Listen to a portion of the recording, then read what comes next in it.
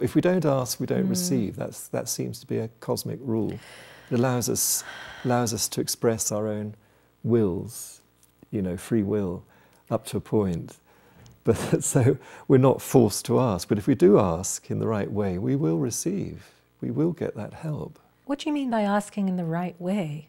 Well, out of love, not for selfish reasons. Okay. What about, you know, sometimes prayer? I mean, prayer is a form of asking, and yet sometimes prayer sounds like a desperate.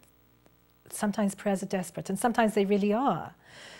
Does it matter how we pray? Yes, there's a science behind prayer, and it's ruled by exactly the same law with its PowerPoints as I've just described with the Wheel of Life and the PowerPoints in time, which incidentally are like chakras in time, and they do relate to chakras in our body.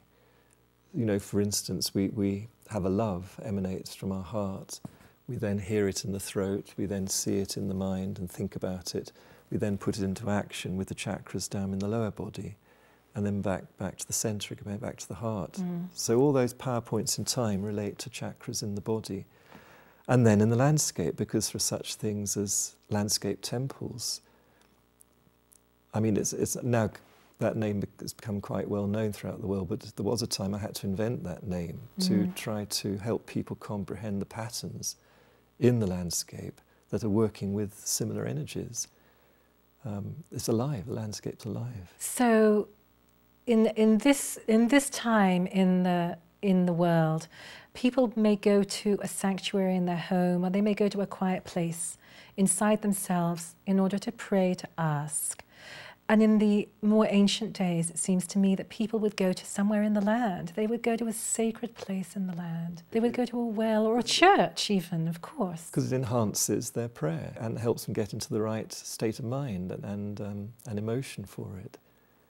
So you seek out the right place. And again, there is a science behind it. You know, you can develop a knowledge behind where these places are once you see how the landscape works.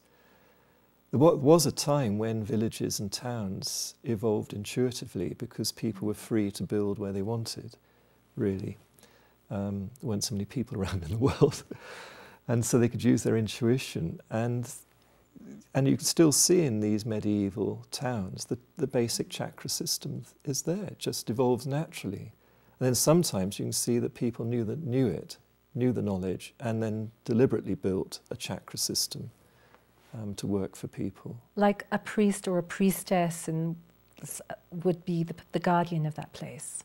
Yes. Not in a dominant sense, but more in the cherishing sense. It's cherishing to enhance life for everyone and the environment, because if you build correctly in the environment, you'll enhance it. You won't set up a friction by doing the wrong thing in certain places. What about those moments when you send a plea to God or to the goddess or to the angelic presence of choice in your life, and you can't go to a temple, you can't go to a sanctuary or to a church or to a place in the land.